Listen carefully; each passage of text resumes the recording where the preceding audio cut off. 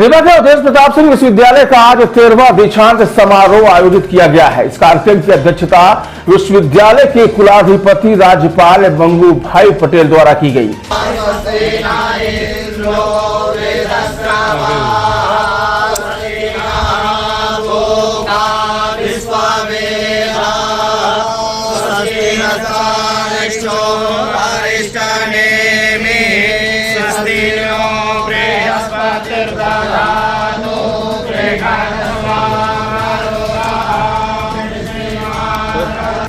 सुबह रीवा पहुंचने के उपरांत राज्यपाल सीधा विश्वविद्यालय में आयोजित दीक्षांत समारोह में शामिल होने पहुंचे, जहां सबसे पहले उन्होंने विश्वविद्यालय के ही रिसर्च इनोवेशन और इंक्यूबेशन सेंटर का उद्घाटन किया और फिर दीक्षांत समारोह में शामिल हुए हैं। राज्यपाल की अध्यक्षता में आयोजित इस दीक्षांत समारोह कार्यक्रम में मुख्य अतिथि के रूप में महामंडलेश्वर अखिलेश्वर दास और विशिष्ट अतिथि सांसद जनार्दन मिश्रा, रामभद्राचार्य विश्वविद्यालय चित्रकूट के कुलपति शिशिर पांडे मौजूद रहे हैं। इनके साथ ही कार्य परिषद के सभी सदस्य, विद्वत परिषद के सदस्य और संकाय अध्यक्ष सहित अन्य भी शामिल हुए हैं। इस समारोह में कुल 60 स्वर्ण पदक एवं 97 डिग्रियां वितरित की गई हैं, जिसमें पीएचडी उपाधि धारक 53 और स्नातकोत्तर कक्षाओं की उपाधि धारक 44 है। आयोजित इस कार्यक्रम के दौरान कुलपति ने अपने करीब 10 महीने के कार्यकाल का ब्यौरा भी साझा किया और कहा कि रामायण शोधपीठ स्थापित करने वाला रीवा विश्वविद्यालय का देश का पहला परंपरागत विश्वविद्यालय है, जिसका भूमि पूजन जगत गुरु रामभद्राचार्य द्वारा किया गया है। वहीं समारोह की अध्यक्षता कर रहे राज्यपाल ने भी विश्वविद्यालय के छात्र छात्राओं सहित उपस्थित जनों को संबोधित किया है। खास बात यह है कि दीक्षांत समारोह में 2 लोगों को मानद उपाधि प्रदान की गई, जिसमें सैनिक स्कूल के पूर्व छात्र लेफ्टिनेंट कर्नल धीरेन्द्र सिंह कुशवाहा, जिन्होंने पाकिस्तान के खिलाफ ऑपरेशन सिंदूर में अहम किरदार निभाया था, उनको डिलीट प्रबंध संकाय में मानक उपाधि प्रदान की गई है। इसी तरह विंध्य क्षेत्र के निवासी और देश के प्रमुख heart surgeon doctor YK Mishra को भी जीवन विज्ञान संकाय में मानक उपाधि प्रदान की गई है। सेनानी एवं मध्य प्रदेश के तत्कालीन प्रधानमंत्री कैप्टन अवधेश प्रताप सिंह के नाम पर स्थापित विश्वविद्यालय के दीक्षांत समारोह में उनका पुण्य स्मरण कर विनम्र नमन करता हूँ। आज दीक्षित होने वाले विद्यार्थी, पदक विजेता, उनके गुरुजनों और माता पिता को बधाई और शुभकामना देता हूँ। इतनी तालियां नहीं चलेगी भैया, मैंने सब कुछ ले लिया। अभी हो गया ठीक। जानकर खुशी हुई कि भारतवर्ष के परंपरागत विश्वविद्यालय में यह प्रथम विश्वविद्यालय है जहां रामायण शोधपीठ की स्थापना की गई है। महाराजा मार्तंड सिंह बघेल की शोधपीठ और जैन विद्यार्थियों के लिए अहम जैन शोध संस्थान की स्थापना के लिए विश्वविद्यालय को बहुत बहुत बधाई देता हूँ। आज हमने कुशवाहा जी का यहाँ सम्मान किया। रीवा की धरती में 2 ऐसे जो देश के लिए कई कठिनाई झेलकर माँ भव की रक्षा के लिए गए, ऐसे कुशवाहा जी है। और नौकादल के अध्यक्ष दिनेश चतुर्वेदी का भी मैंने एक छात्र था सप्राल यूनिवर्सिटी में, उनको भी मैंने सम्मान की पदवी दी है। इनमें से हमको भी सीखना है कि हमको आगे जाकर क्या क्या हमारी जिम्मेदारी है। मेरा मानना है कि दीक्षांत का यह अवसर केवल एक समारोह नहीं, बल्कि यह छात्र छात्राओं के जीवन की नई यात्रा का आरंभ विशेष प्रसंग है। यह सुखद है कि हमारा देश प्रधानमंत्री श्री नरेंद्र मोदी जी के नेतृत्व में नई राष्ट्रीय शिक्षा नीति के माध्यम से शिक्षा, ज्ञान और नवाचार के नए युग में प्रवेश कर रहा है। विश्वविद्यालयों से मेरी अपेक्षा है कि शिक्षा का स्वरूप ऐसा हो जो छात्र छात्राओं को तनाव मुक्त सोच और आत्मविश्वास के साथ भविष्य के लिए तैयार करे। मैं यहाँ कुलगुरु जी ने आपको प्रतिज्ञा भी दिलवाई, आपने दीक्षा भी ली। उसमें एक वाक्य मैं सुन रहा था, सत्य बोलो, धर्म का आचरण करो।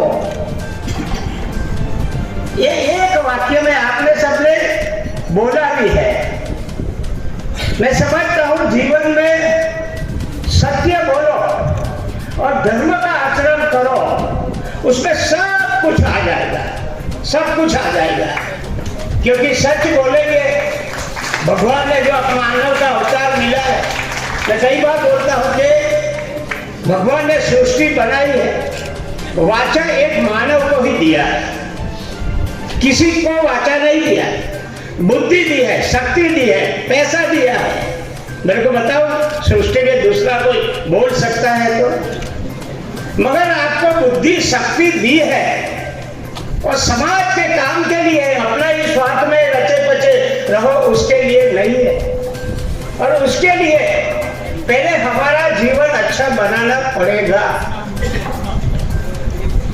हमारा जीवन अच्छा बनेगा और शरीर भी की फिटनेस होनी चाहिए। मैंने ऐसा सुना है कि 40 तक की उम्र है तो मन को भाई ऐसा खाओ, मगर 40 के बाद शरीर को भाई ऐसा खाओ। नहीं तो क्या होता है, शुगर का पेशेंट है, सामने अच्छी मिठाई आई, 2 आज दबा लो, ज्यादा इंसुलिन ले लेंगे, टैबलेट ले लेंगे। भैया ऐसा नहीं चलता। वो पीस 2 पीस है ना तो 2 महीना चलेगा, एक दिन की दवाई ऐसा नहीं होगा।